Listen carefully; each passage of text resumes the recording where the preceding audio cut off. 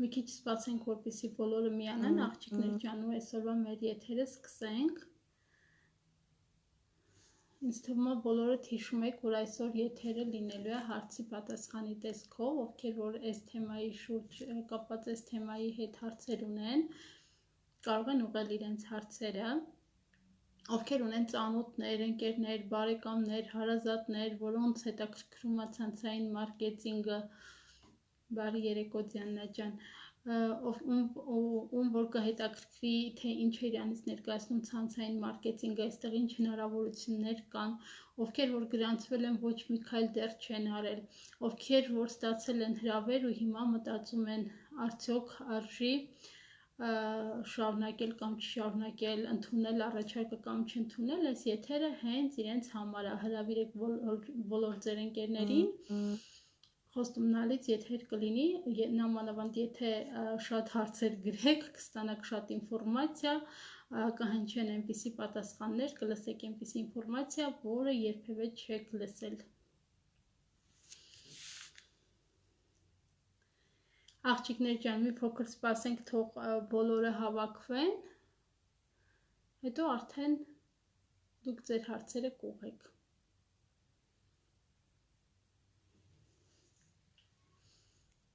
Երկար ձեր ժամանակը չեմ խլի, քանի որ արդեն մենք այստեղ 5 րոպե ուշացել ենք։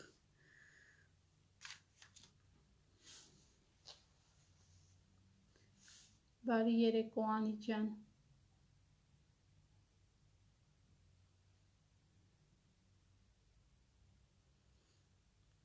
Այստեղ արդեն մեր Դիանան հարց է գրել, ցանցային մարքեթինգով զբաղվող մարդը ինչպիսի հնարավորություններ ունի։ Դիան ջան, այնքան երկար ժամանակ չեմ զբաղվում արդեն ավանդական աշխատանքով, սովորական աշխատանքով, որ համեմատելը շատ դժվար կլինի, բայց իրոք ասեմ, որ տարբերությունը շատ մեծ է։ Ցանցային բիզնեսով զբաղվող մարդը ունի շատ ազատ ժամանակ, ինքն է տնօրեն իր ժամանակը, ինքն է որոշում ում հետ աշխատի, ինքն է որոշում երբ աշխատի, իհարկե ազատ գրաֆիկ դա իրենից չի ենթադրում բացարձակ ոչինչ չանել, պարապ լինել, սպասել, որ հեսա փողեր են լցվելու քո գլխին, իհարկե ոչ, աշխատանք լինում է, ուղղակի այստեղ առավելությունը նա է, որ դու կարող ես տնօրինել քո սեփական ժամանակը։ Դու չունես տնօրեններ, փոխարենը ունես սրտացավ խորհրդատուներ, սրտացավ նաստավնիկներ, որոնք քեզ կօգնեն այս բիզնեսում հաջողության հասնելու ճանապարհին։ Գիտեք, ավանդական բիզնեսում սովորաբար կամ աշխատանքի մեջ, որտեղ որ տեսնում են, որ դու մի քիչ ավելի խելացի ես, մի քիչ ավելի լավ է ստացվում քեզ մոտ ամեն ինչ, քան մնացած աշխատողների, դու կարճ ժամանակում ուղղակի այդտեղից դուրս ես գալիս, քեզ հանում են այդտեղից, որովհետև նամանավանդ տնօրինությունը չի սիրում խելացի մարդկանց, իրանց պետքա ուղղակի զուտ գլուխը կախ աշխատող մարդ, նոր առաջարկներ, նոր տարբերակներ, չգիտեմ, հետաքրքիր բաներ իրանք չեն սիրում։ Նման բան կա իրականում, բայց ի տարբերություն ավանդական բիզնեսի, ցանցային բիզնեսը այդ խնդրեմը չունի, ընդհակառակը, այստեղ խրախուսվում են ստեղծարար մարդիկ, այստեղ խրախուսվում է ստեղծարար միտքը, քեզ հնարավորություն է տալիս անսահման անձնային աճի, հնարավորություն է տալիս օգնելու նաև այլ մարդկանց, ինչու ոչ, այսօր ում հարցնես, հատկապես այն մարդկանց, ովքեր դեռ չեն աշխատել իրենց առաջին միլիոնը, բոլորն ասում են, որ մենք անպայման հենց առաջին միլիոնն աշխատենք, կդառնանք բարեգործ, բարեգործություն կանենք, չգիտեմ, կօգնենք ծերերին, կօգնենք մանկատներին, բայց եկեք ընդունենք, որ բարեգործությունը բնավ կապ չունի դրամապանակի քանակի, գումարի քանակի հետ։ Համաձայն չեք ինձ հետ։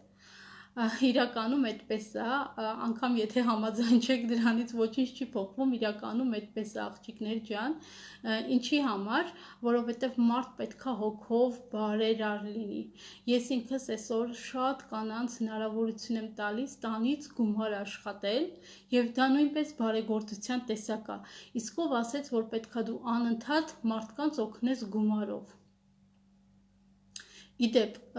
իմ կյանքի կարգախոսն է, այսպես ասած, ինձ համար կարևոր խոսքա, ինձ կյանքում առաջ տանող միտքա, թևավոր միտքա, որ ես միշտ սիրում եմ ասել, պետք չի մարդկանց համար ձուկ որսալ, ուղղակի սովորեցրու իրեն ինչպես որսալ այն։ Հետևաբար ցանցային բիզնեսը հենց այդպիսին է, ես ուղղակի ոչ մեկին գումար չեմ տալիս, բայց դա նույնպես բարեգործության տեսակ է, երբ որ դու մարդուն տալիս ես հնարավորություն անսահմանափակ գումար աշխատելու, կայանալու, զարգանալու, ինքնակրթվելու, դա նույնպես բարեգործության մի տեսակ է ինձ համար։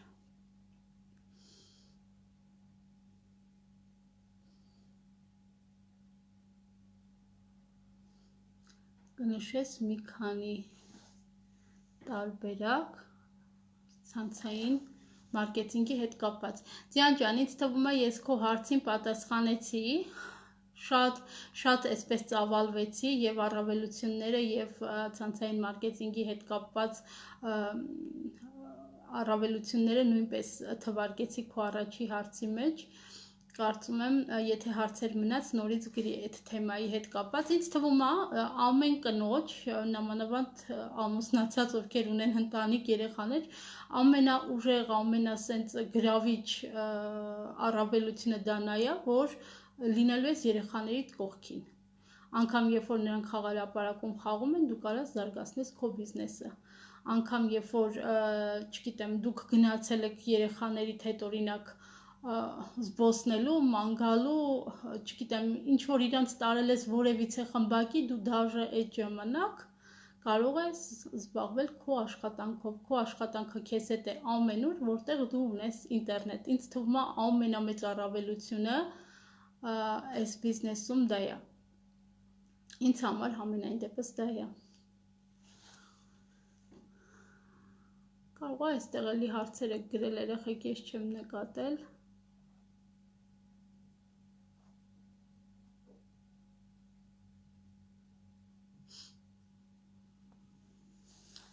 Մինչև մեր հարցերը կգրեն,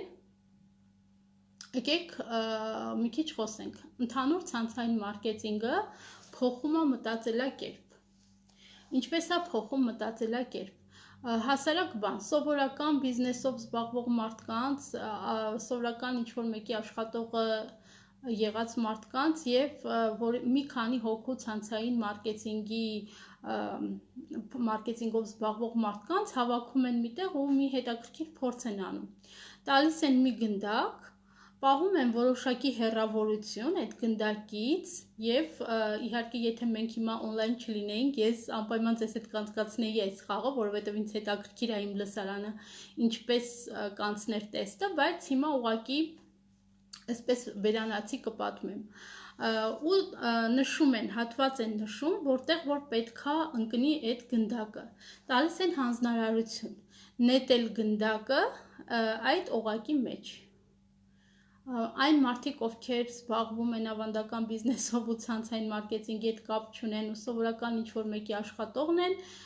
իրանցից 99%-ը կանգնում է այնտեղ, որտեղ որ իրեն հարմար է, որոշակի հեռավորության վրա ու նետում է գնդակը, հետևաբար բավականին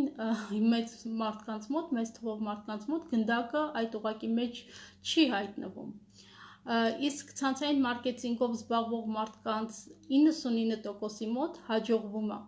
գնդակը նետել հենց օղակի մեջ։ Ու գիտեք ինչպես, իրանք օղակի վերցնում են գնդակը, տանում են, դնում են օղակի մեջ։ Հետաքրքիր է, չէ՞, որովհետև երբ որ առաջադրանքը տրվել է, ոչ մեկին չի ասվել, որ դու պետքա պարտադիր այստեղից կանգնած նետես գնդակը։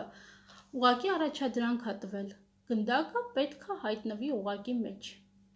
Սա փաստում է ևս մի բան, որ ցանցային մարքեթինգով զբաղվող անհատների միտքը ավելի ճկուն է, ավելի զարգացած է, ու իրանք շատ ավելի այլ պրիզմայով են նայում հարցին, աշխարհին, խնդիրներն ընկալում են ամբողջությամբ, նոր միայն սկսում են դրա հետ կապված լուծումներ առաջարկել, տարբերակներ առաջարկել, իհարկե, որոնք բավականին տարբերում են սովորական բիզնեսով զբաղվող կամ այլ աշխատանք կատարող անհատներից։ Ինձ թվում է, ձեզ հետաքրքրեց այս իմ պատմությունը։ Մեր աղջիկներն այստեղ էլ հարցեր չունեն։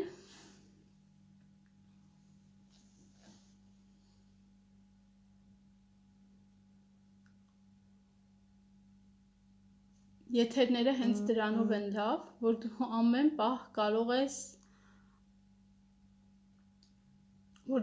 պահ կարող ես շփվել, հարցեր տալ, համոզված եմ, որ շատերը դեռ նայելու են այս եթերը, թե իմ YouTube-յան ալիքում, թե այստեղ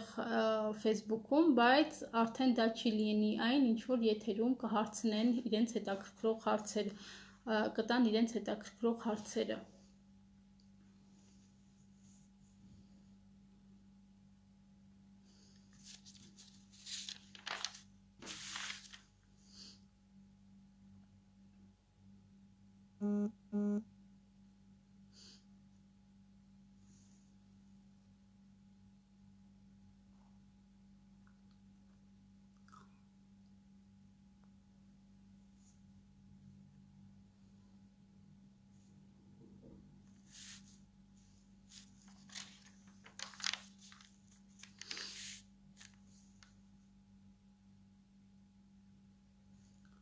Գրեք աղջիկներ ջան, տեսնեմ ինչ հարցեր ունեք այս թեմայի հետ կապված։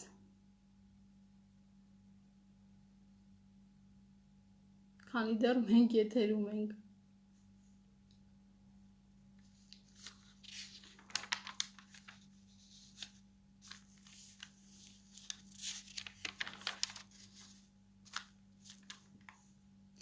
Եկեք մի քիչ խոսենք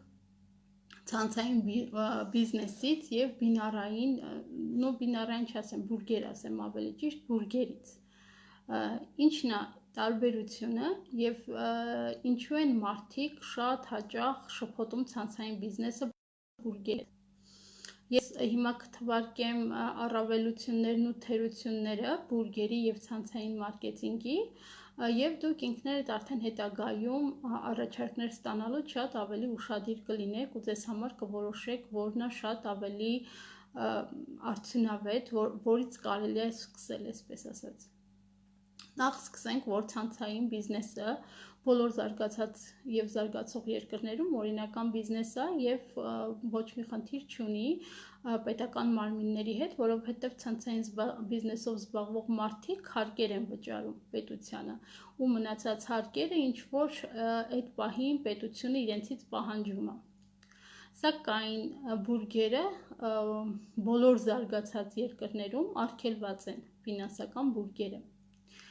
Տեսեք, եթե վերցնենք, ամեն ինչն էլ բուրգ է մեր կյանքում, իրականում դա անգամ եկեղեցին, եթե նայես իր կառուցվածքով ինքը բուրգ է, քահանաներով, եպիսկոպոսներով, այսպես որ շերտ-շերտ իջնում ես, ինքը բուրգ է։ Դպրոցը բուրգային համակարգ է, բայց ֆինանսական համակարգը, բուրգային համակարգը մի քիչ այլ է իրականում։ Բավականին բարդ է ընկալելը, որովհետև մարդիկ ոչ թե ընկալել, այլ ավելի շատ տարբերելը, որովհետև մարդիկ հիմա շատ սիրում են հեշտ փող աշխատել, ոչ մեկ չի սիրում շատ աշխատել, երկար ջանքեր գործադրել, ինչի, եթե կա հեշտ տարբերակ ու հեշտ տարբերակ առաջարկում են հենց ցանցային, կներեք, հենց բուրգերը։ Ֆինանսական բուրգերում դու երբեք չես գտնի ապրանք, իրանք ուղղակի առաջարկում են քեզ ներդրումային աշխատանք։ Մի հատ բաց կողմել ունի բուրգը, դա այն է, որ ինքը միշտ աշխատում է շատ գումար են մարդը, որ քեզ հրավիրել է։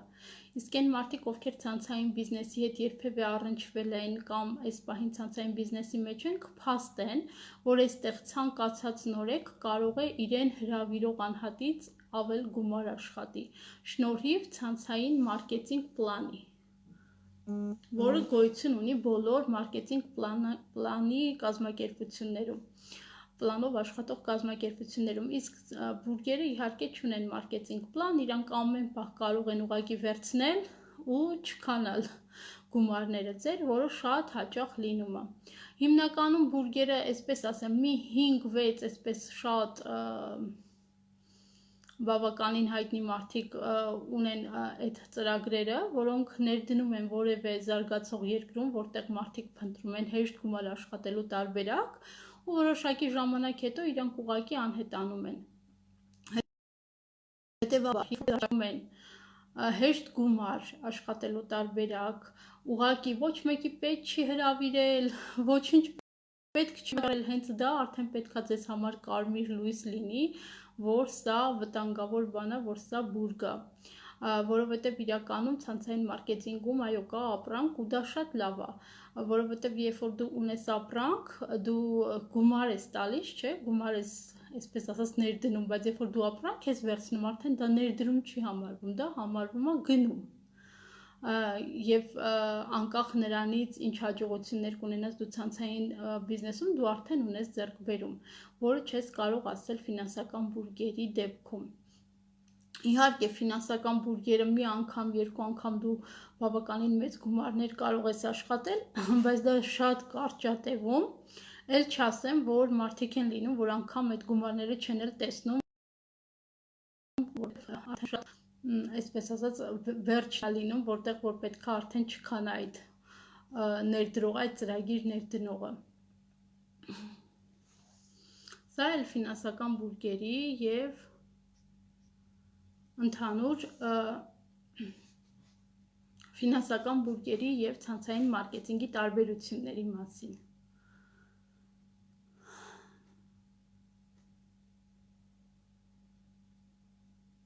Այո, ես արդեն ասեցի Աննա ջան, որ բոլոր զարգացած երկրներում,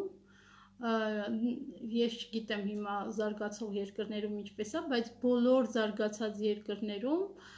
ֆինանսական բուրգերը համարվում են անօրինական բիզնես, որովհետև իրանք հարկեր չեն վճարում, իրենք ոչ մի օրենքների չեն ենթարկվում։ Դրա մասին մենք արդեն խոսեցինք, աղջիկներ ջան, եթե էլի հարցեր ունեք կապված ցանցայինի հետ, հենց հիմա պահնատվեք, քանի չեք կորցրել եթերը, հարց տալու հնարավորությունը։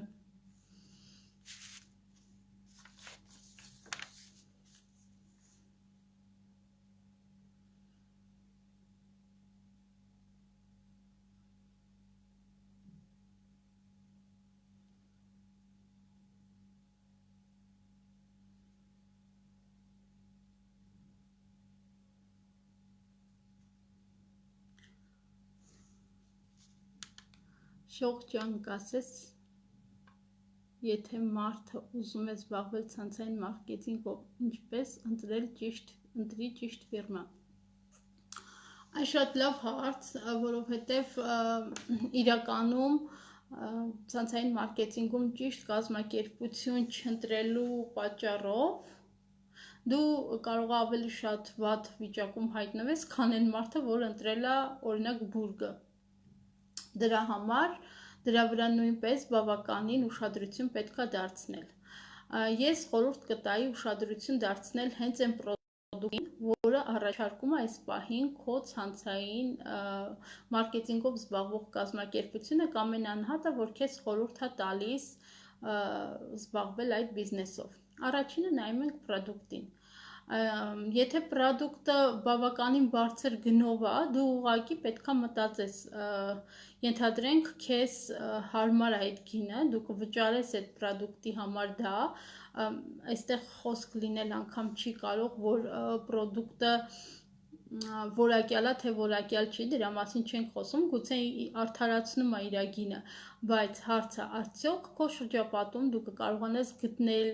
եւս 2 կամ 3 անհատ, նայած թե ինչ մարքեթինգ պլանով աշխատում այդ կազմակերպությունը, որ կցանկանա այդ գնով ձեռք բերել ապրանք։ դա մտածելու տեղիք է տալիս։ Հիմնականում ես խորհուրդ կտամ ընտրել այնպիսի կազմակերպություն, որը ունի լայն տեսականի, որտեղ հնարավոր է ապրանքաշրջանառություն իրականացնել, որովհետև վերջի հաշվով մենք այստեղ ապրանքաշրջանառություն ենք իրականացնում ու կապ չունի, որ զուտ ես սպառող եմ, ոչ մեկին ոչինչ չեմ վաճառում, միևնույն է իմ սպառմամբ ես ապրանքաշրջանառություն եմ ապահովում եւ ես հրավիրում եմ այլ սպառողների, հետեւաբար պետք է անպայման հաշվի առնել արդյոք դու կկարողանաս այն ապրանքը, որը առաջարկում այդ կամպանիան, վաճառել, ոչ թե վաճառել, այլ գտնել գնորդներ այդ ապրանքի համար։ Օրինակ, չեմ կարծում, որ Հայաստանի Հանրապետությունում այս պահին կա կին, որ լվացք չի անում, որ չի լողանում, որ երեխաներին չի խնամում, որ չի հագնվում, որ աքսեսուարներ չի գնում, որ շպարիմիջոցներ չի գնում։ Եթե կա կամպանիա, որ այդ ամեն ինչը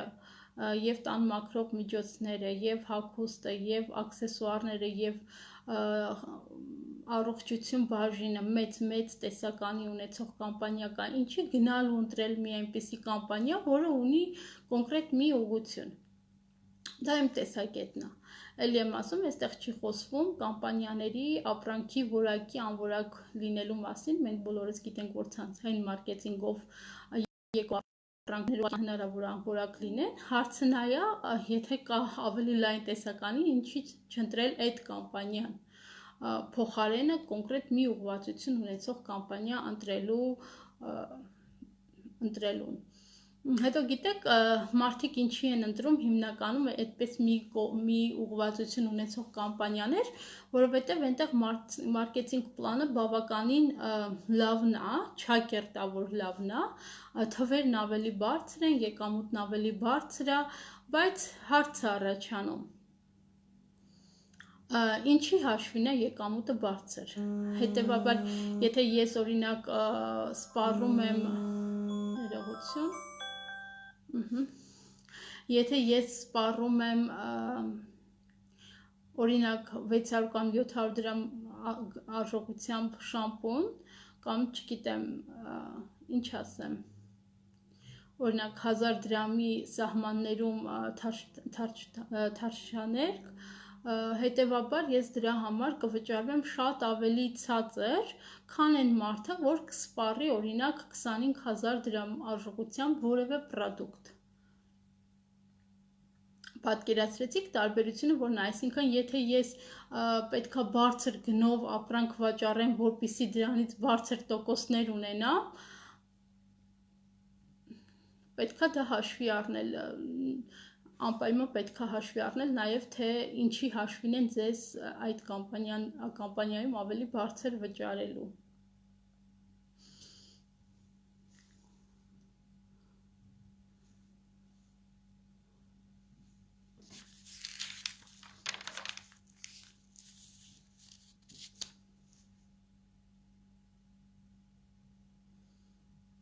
Էլի հարցեր ունեք, աղջիկներ ջան, ես այս հարցի հետ կապված վերջացրեցի, Անջան, եթե կապված ֆիրմայի հետ, ընտրության հետ էլի հարցեր ունես, գրիր,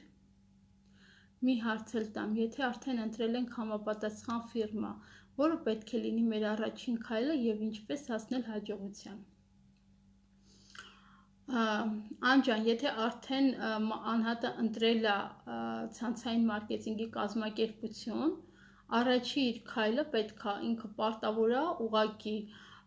օդ իդո սկզբից մինչև վերջ ծանոթանա իր ցանցային կազմակերպության մարքեթինգ պլանին, հնարավորություններին, իր կամպանիային ինքը ոտից գլուխ պետքա ճանաչի։ Երկրորդ քայլը պետքա օգտվի այն պրոդուկցիայից ու ծանոթանային պրոդուկցիային, որը պատրաստվում է առաջարկի մարդկանց։ Ինչքանով լուրջ կվերաբերվես ինձ, եթե ես ասեմ քեզ, Աննա ջան, արի գրանցվի Ֆաբերլիկում, այստեղ բավականին տեսականի կա, 7-8 տեսակի մենակ շամպուններ ունենք, որը որ քեզ հարմար լինի, որը որ քո մազերի համար լավ լինի, կօգտագործես ու դու ասես շող ջան, բա դու որ շարքից ես օգտվում, ես ասեմ չիստая լինիա օրինակ։ Ինչքանով լուրջ դու ինձ կընդունես, իհարկե դու ինձ լուրջ չես ընդունի, դու ինձ լուրջ չես վերաբերվի, եւ ես նույնպես իրականում, եթե ինձ հրավիրող անհատը այդպես պատասխաներ, իրեն նույնպես եւ այս գործին նույնպես լուրջ չէի ընդունի։ Հետեւաբար մենք պարտավոր ենք առաջին հերթին փոխենք մեր խանութը, ծանոթանանք տեսականուն, հասկանանք ինչի համար ենք օգտվում, մենք ինչ առավելություններ ունենք, երբ որ օգտվում ենք, երբ արդեն ֆիրմայում ենք ինչ առավելություններ ունենք, որպեսզի կարողանանք նաև պատասխանել ու բացատրել այլ մարդկանց, այլ անհատների։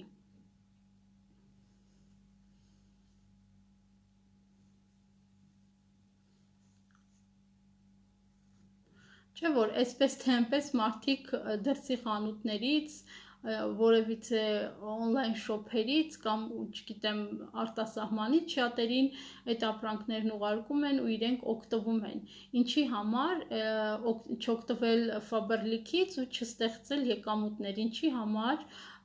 այն գումարը, որ դու ծախսում ես, չաշխատացնես քո օգտին։ Սա շատ նուրբ հարց է։ Գիտեք, երբ որ եկեք մինչև դուք հարց կգրեք, մի բան էլ ասեմ, այսօր ճիշտ ասած անկեղծ ասած ուզում էի ամբողջությամբ ձեր հարցերին պատասխանել, ոչ մի հատուկ թեմա չեմ պատրաստել, ինչ խոսում եմ, այսպես անպատրաստի է, բայց մի բան եկավ մտքիս, շատ հաճախ ես լսում եմ, որ ինձ առարկությունների մեջ մարդիկ երբ որ հրաժարվում են աշխատանքից, շատ հաճախ ասում են, մենք չենք պատրաստվում, ոնց են ասում, մենք չենք պատրաստվում հարկադրված գնումներ անելու։ Աղջիկներ ջան, միշտ ինձ հետաքրքրել է հարկադրված գնումները որն է։ Եթե ես գրանցվել եմ Faberlic-ում ու ես իմ գնումները կարողանում եմ իմ ծախսած գումարը աշխատացնել իմ օգտին, վերցնում եմ այն, ինչը որ իմ տան համար պետք է, այն, ինչը որ ինձ այս պահին անհրաժեշտ է, արդյոք դա համարվում է հարկադիր գնում։ Ինձ համար օրինակ հարկադիր գնում է, երբ որ ես գնում եմ սուպերմարկետ հացի, բայց վերադառնում եմ 3 տոպրակ բազմազան, անպետք, շատ հաճախ ապրանքներով։ Օրինակ ինձ համար դա հարկադիր գնում է, որովհետև այդ պահին ինձ պետք չէր, բարի երեկո Լուսինե ջան, որովհետև ինձ պահին այդ ապրանքը պետք չէր, ես գնացել էի հացի, բայց ես եկել եմ անիմաստ գնումներով, անիմաստ ծախսերով, որոնք ոչ պլանավորված էին, ոչ էլ այդ պահին ինձ պետք էին։ Արդեն ինձ թվում է դուք էլ հասկացաք, թե ինչ է նշանակում հարկադիր գնումներ։ Այսպես թե այնպես մարդիկ միշտ չի որ գնում են, ինչ որ իրենք են ուզում, այսպես թե այնպես հարկադիր գնումներ լինում է, հատկապես երբ որ աչքդ տեսնում է։ Ես օրինակ հիմա երբ որ on-line եմ կատարում գնումները, շատ ավելի շատ եմ խնայում, քան երբ դա անում էի խանութներից, սուպերմարկետներից, հատկապես սուպերմարկետներից օգտվելուց բավականին մեծ գումարներ առանց պլանավորվելու ծախսվում է։ Ես այստեղ ոչ մի հարց բաց չեմ թողել, աղջիկներ, բայց դուք շատ պասիվ եք։ Ճիշտն ասած, ես որոշել էի, որ հետաքրքիր 3-4 որևիցե նյութ վերցնելուց հետո այսպես հարց ու պատասխան կանեմ իմ լսարանի հետ, բայց քանի դեռ այսպես ասած պահանջարկը չլինի, այլևս չենք անի այսպես հարց ու պատասխան եթերներ, որովհետև շատ պասիվ եք։ Շատ ուրախ եմ, որ ամեն ինչ հասկանալի, ամեն ինչ պարզ է, դա շատ հաճելի է, բայց ամեն դեպքում ինձ թվում է հարցեր պետք է որ մնացած լինեն, որովհետև եթե ամեն ինչ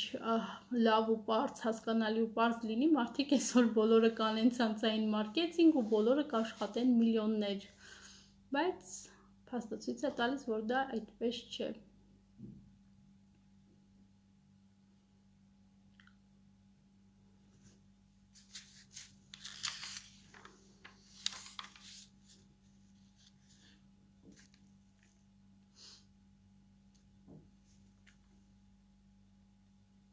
Ես սպասում եմ ձեր հարցերին, աղջիկներ, գրեք եւս մի քանի հարց, որպեսզի արդեն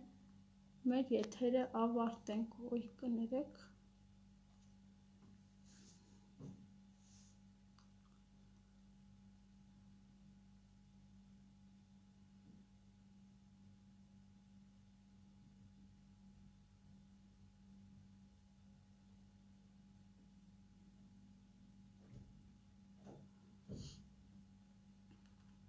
Շող ջան, կասես Ֆաբերլիկից օգտվելու առավելությունները։ Տեսեք, Անջան, ճիշտ ասած, արդեն ֆիրմայի առավելություններից սկզբից խոսել ենք, հիմա կուզենամ խոսեմ զուտ Ֆաբերլիկ ընկերության ապրանքատեսականու առավելություններից, օգտվելու առավելություններից։ Օրինակ, մենք այսօր հենց առավոտյան իմ կոնսուլտանտներից վերջերս միացել մեզ, խոսում էինք այս թեմայից ու ասում եմ, գիտես, իմ մաման միշտ ասում էր, որ ինչ առանձին բալզամ, ինչ առանձին շամպուն, ինչ առանձին մարմնի գել, այդ ամեն ինչը, այդ լվացքի հեղուկները, ամանի հեղուկները, բոլորը մի հոսքաշարով են գալիս ու իրականում մի պահ կար, որ ես իր կարծիքը ամբողջությամբ կիսում էի, որովհետև խանութներից գնելով ոչ մի ապրանքի մեջ տարբերություն չէի զգում։ Ну, ասենք, չգիտեմ, 30 տարվա մեջ ինչքան շամպուն գնաց կլինեմ, ինչքան ֆիրմաներից հասցրած կլինեմ օգտվել, բայց ես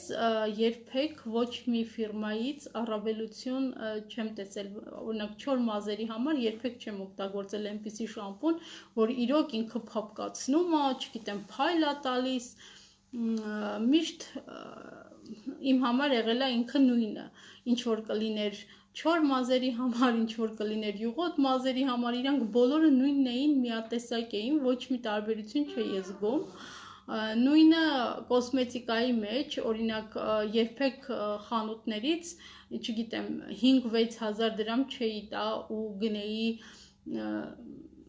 դիմափոշի կամ տոնային քսուկ, որովհետև իրանք 5-6 հազար դրամն էլ էր նույն որակը, նույն անորակ որակը, բարի երեկո Անի ջան, նույն որակն էր, ինչ որ 2000 դրամանոց է կամ 3000 դրամանոց, այսինքն խանութներից ձեռք բերելով ես հասկանում էի, որ այս մարդիկ զուտ գնային տարբերություն են դրել նրա հաշվին, թե որ ապրանքը որ երկրից է դուրս գալիս ու ինչքան մաքսային հարկ է վճարվում, մինչև հասնում է Հայաստան։ Հետևաբար ես ընտրում էի ամենաէժանը, որովհետև ես հասկանում էի, որ ոչ թե ես տալիս եմ պրոդուկտի որակի համար բարձր կին, այլ տալիս եմ ուղակի հարկայինին, չգիտեմ, մաքսայինին, ավելի ճիշտ ով որ ներկրում է Հայաստան, ու այդ ճանապարհը ծախսին, ինչքան հեռու է այդ պետությունը Հայաստանից։ Բայց երբ որ եկավ Ֆաբերլիկ, իհարկե առաջի անգամ երբ որ գրանցվեցի, ես չէի էլ պատկերացնում, որ իմ գլխի մեջ ապրանքների հետ կապված նման հեղափոխություն կլինի, նման փոփոխություն կլինի, երբ որ ես առաջի անգամ եկա Ֆաբերլիկ ու իմ գնումները կազմակերպեցի, ուղղակի շոկի մեջ էի։ Ինչ ասեմ, ասենք ամանի հեղուկ էի գնել ու այդ ամանի հեղուկից մեր ամանները շողում էին։ Այն դեպքում, որ ես բոլորը գիտեն իմ շրջապատում 6-7 ամիսը մի անգամ անպայման ժավելով սենց ախտահանում էի այդ ամբողջ ամանները, որովհետև իրանք անընդհատ սևանում էին, անընդհատ խամրում էին, հետո երկար ժամանակ թողում էինք ջրի տակ ու ինչքան էլ մեզ հույս տանք, որ այդ ջրի տակ ժավելը մաքրվում է, մենք հո գիտենք, որ այդ ծանր մետաղները երբեք չեն մաքրվում մեր մաշկի ու ափսեների վրայից, հետևաբար նաև անցնում են մեր մաշկին։ Ես բավականին զարմացած էի այդ ժամանակ, նոր Անջան, ես Ֆաբերլիկ ընկերության ապրանքների որակին իրականում ծանոթացա, մոտիկից ծանոթացա, հասկացա, որ իրոք եթե ապրանքի վրա գրվում է չոր մազերի համար, ուրեմն ինքը հաստատ չոր մազերի համար է ու ինքը մի բան անելու է իմ չոր մազերին։ Եթե այս ներքի վրա գրված է բեսուլֆատնիկ, բեզամիաչնի, ուրեմն ինքը հաստատ իր մեջ ամիակ չունի։ Այսինքն կամանց ապրանքատեսականուն ծանոթանալով ես սկսեցի վստահել կամպանիային ու հիմա երբ որ գիտեմ, որ մի ապրանք, մի օրինակ, չգիտեմ, տոնային քսուկ օրինակ արժի 5000 դրամ ֆիրմայում եւ արժի 2000 դրամ, ես հստակ գիտեմ գնային տարբերության պատճառները, ոչ թե արդեն որակական առումով, ոչ թե նրա համար է, որ այն մեկը մի երկրից է եկել, այն մեկը մի այլ երկրից է եկել, հետեւաբար անարդարացված գինը ավելացել իր վրա, այլ ես հասկանում եմ արդեն, որ այստեղ ուղակի 5000 դրամանոց տոնային քսուկը օրինակ հնարավոր է աշխատում է իմ կնճիռների վրա, աշխատում է երիտասարդացնելու վրա, ավելի բարձր ծածկողականություն ունի միգուցե SPF ունի, քան ավելի էժան տոնային քսուկը։ Գիտեք, ես այսքան ինչքան պատմեմ ֆիրմայից, ինչքան պատմեմ ֆիրմայի ապրանքներից, տպավորություն կլինի, որ ես ուղղակի երբեք կյանքում ուրիշ բան չեմ փորձել, դրա համար սենց ոգևորված ֆիրմայի ապրանքներից եմ պատմում, բայց այստեղ գտնվող բոլոր մարդիկ, ովքեր գոնե մեկ անգամ ֆիրմայի պրոդուկցիայից օգտվել են, կփաստեն, որ իրոք այդպես է, ուղղակի մի անգամ օգտագործելով սիրահարվում ես ֆիրմային ու սիրահարվում ես ապրանքատեսականուն։ Ու գիտեք ինչի է այդպես, որովհետև Faberlic ընկերությունը լինելով ցանցային մարքեթինգի կազմակերպություն, երբեք չի անտեսում իր հաճախորդին։ Ինքը հույսը չի դնում նրա վրա, որ ինչ-որ մեկը պատահական կմտնի խանութ ու հերթական գեղեցիկ փաթեթավորված անիմաստ տեսականուց կընտրի ինչ-որ մի բան, որ իրան կգերի, ենթադրենք բարձր գին կամ գեղեցիկ փաթեթավորում կամ հետաակցիա մի նվեր, ինքը երբեք դրա վրա հույսը չի դնում։ Ինքը ավելի շատ մտածում է հաճախորդի մասին, իր կոնսուլտանտի մասին, իր կոնսուլտանտին այլ հաճախորդների մոտ մաքուր երեսով ցույց տալու մասին, չէ՞ որ մեր աղջիկների որը ընդհանրապես չի արգելվում։ Կարդանք հաջորդ հարցը։ Վերան մեզ գրել, Շոխ ջան, շատ ճիշտ եք ասում, ես էլ եմ օգտվում, հասկացա, որ պետք է ունենամ իմ խանութը, ես չէի հավատում, սկսեցի ամեն ինչից օգտվել, հավատացի, որ լավ որակ ունեն, ես առևտուր եմ անում իմ տան համար և գոհ եմ։ Ահա, հենց դա էի ասում, Լերա ջան, որ ուղղակի այն մարդիկ, ում որ թվում է, թե մենք այսպես գովում ենք ու այս ապրանքանիշից այն կողմ ուրիշ բան չենք տեսնում, մենք մոլի ենք, մենք շեղված ենք, մենք ունենք խնդիրներ գլխի հետ, որովհետև մեզ ով ինչ հարցնում է, մենք մենակ Faberlic-ից ենք խոսում, իրականում ուղղակի պետքա մի անգամ օգտվել ֆիրմայից ու հասկանալ, որ այսքան ժամանակ դու ուղղակի փողերը տվել ես քամուն, ոչ թե մենակ նրա համար, որ այն գումարը, որ դու ծախսել ես խանութներում քեզ չի վերադարձել, այլ նաև նրա համար, որ դու անորակ ապրանքի վրա ես ծախսել։ Մեր Անինա գրում, ես առանց մեր ֆիրմայի մազի ներկերի, լվացքի փոշու, ամանի հեղուկի, միջադիրների և էլի շատ ապրանքների չեմ պատկերացնում։ Ես նույնպես Անջան, ես նույնպես չեմ պատկերացնում իմ կյանքը արդեն ընդհանրապես առանց Faberlic-ի։ Երեխեք, իդեպ ֆիրմայում կա նաև մանկական կոշիկներ, սակայն մանկական կոշիկները սկսվում են, սովորաբար սկսվում են 27 համարից, բայց այս պահին առկա են մոտ 30-31 այդպես բարձր գին ունեցող բարձր չափս ունեցող կոշիկներ, դե արդեն գարունը, ամառը արդեն երեխաների համար պետքա բասանոշկաներ առնեմ, նու շատ մեծ դժվարությամբ գումարը հանել եմ իմ դրամապանակից, որպեսզի գնեմ, նայում եմ, ասում եմ, լավ, ինչ վերցնեմ, այս ապրանքը արժի 2000 դրամ, նայում եմ, այս բասանոշկան արժի 2000 դրամ, այս բասանոշկան արժի 6000 դրամ, սա արժի 15000 դրամ, բայց որ նայում ես, իրանց վրա ոչ մի որակական տարբերություն։ Ուղղակի այն որ սենց պատահական վերևից էտիկետկաները գնային սենց շպրտել եմ, որի վրա անգել է, էլի սենց բան եմ զգում։ Նու ես ընտրեցի միջին գինը, բայց իմ երեխեքը իհարկե այդ միջին գնով էլ մոտ հայկական շուկայի համար ասեմ, մոտ 5000 դրամ ամեն մեկի բասանոշկան արժեցավ, որը իրանք հական ընդամենը գուշակեք, քանի օր, 3 օր։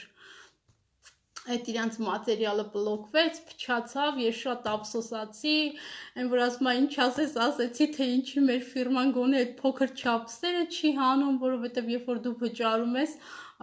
գիտես, որ ինչի համար ես վճարում, դու վճարում ես որակի համար։ Ես այս պահին էլ ֆիրմայից կոշիկներ ունեմ, եւ կոշիկներ եւ բոթասներ ունեմ, որոնք բավականին երկար ժամանակ եմ հագնում ու մարդիկ ովքեր օգտվել են հենց մեր կոշկեղենից կփաստեն, որ իրոք այդպես է, մի անգամ վճարում ես մի քանի սեզոնի համար։ Ես այստեղ ոչ մի հարց բաց չեմ թողել, չէ՞ աղջիկներ ջան, դե եկեք արագ-արագ մի քանի հարցեր տվեք, որպեսզի բավականին լավ ժամը, աշխատանքային ժամը, որպեսզի ոչ ձեր համբերությունը չհրաշահեմ, ոչ իմ, լավ եմ ասում, չէ, ոչ իմ ժամանակը, որպեսզի հասցնենք բոլորս էլ մեր գործերը, օրվա վերջը մեր գործերը հասցնենք ավարտին, թեթևացած արդեն անցնենք հաջորդ օրվան։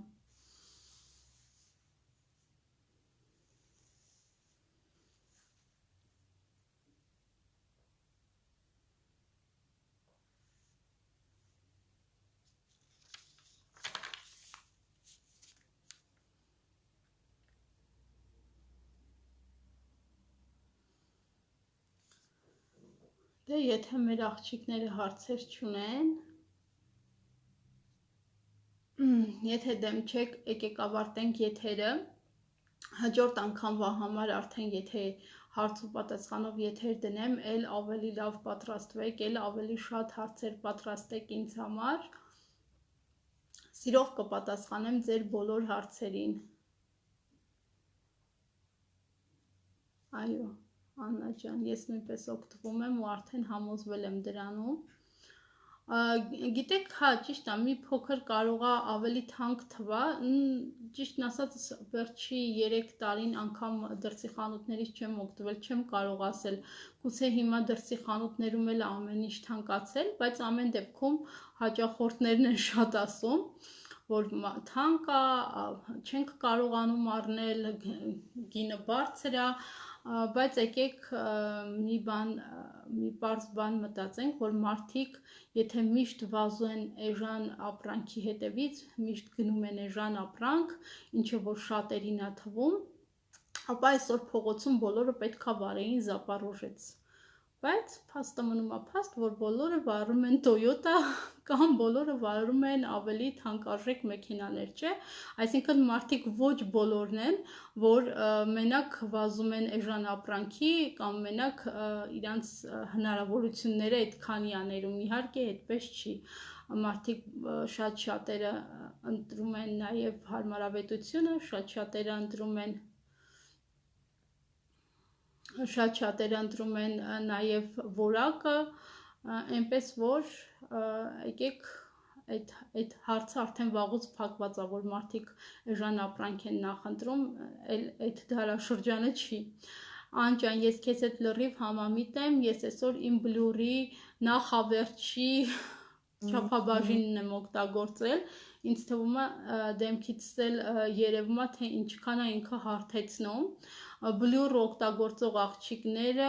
կփաստեն, որ իրան կարելի է օգտագործել անգամ առանց տոնայինի, որովհետև մենք հիմնականում ինչի համար ենք տոնայինը օգտագործում, անհարթություններն ու թերությունները ծածկելու համար, բայց տեսեք բլյուրը ինչ հետաքրքիր է աշխատում դեմքի հետ։ Ձեզ հետ շատ հաճելի էր աղջիկներ ջան, ուրախ էի, որ միացաք, չգիտեմ ինչքանով կարողացա ձեր հարցերին սպառիչ պատասխան տալ,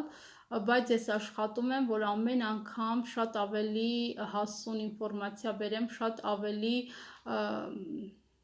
այսպես ասած, փաստերով խոսեմ ձեզ հետ, որովհետև ես չեմ սիրում օդի մեջ խոսել, չեմ սիրում ուղղակի զգացմունքներին տրվել, հաջորդ եթերների ժամանակ դուք արդեն կլսեք նոր թեմաներ, պատրաստեք հարցեր նաև այդ թեմաների համար, որպեսզի ավելի հետաքրքիր անցնի մեր զրույցը, ասեմ, որ ես որոշել եմ փոխել մեր եթերների օրերը, որովհետև շատ հետևորդներ բողոքում են կոնկրետ կիրակի օրվա համար, հասկանում եմ ձեզ, երեխաներ են, դպրոց են, չնայած հիմա դպրոցն էլ կվերջանա, այսպես ասած, բայց եկեք պայմանավորվենք, որ սրանից հետո կհանդիպենք եթերում ամեն շաբաթ օր նույն ժամին։ Ժամը փոխ կլինի, որովհետև շատերին է հարմար է ժամը հենց երեխաներին քննացնելուց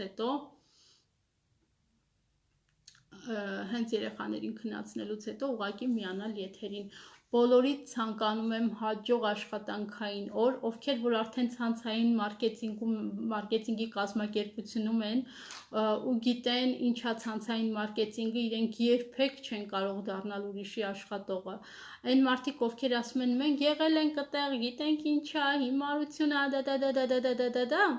այդ մարդիկ ուղղակի ոչ մի բան չգիտեն, որովհետև որ մարդը որ գիտի ցանցային մարքեթինգի մասին, ինքն արդեն այստեղ միլիոններ է աշխատում։ Անկամ եթե դու ցանցային կազմակերպության մեջ ես, բայց դեռ գումարներ չես աշխատել, դա նշանակում է, որ դու ոչ մի բան չգիտես ցանցային մարքեթինգից։ Նորից ուսումնասիրիր այն կամպանիան, որի մեջ ես, նորից ուսումնասիրի հնարավորությունները։ Բոլորիդ բարի հաջող երեկո եմ մաղթում ու աշխատանքային օրվա ավարտ։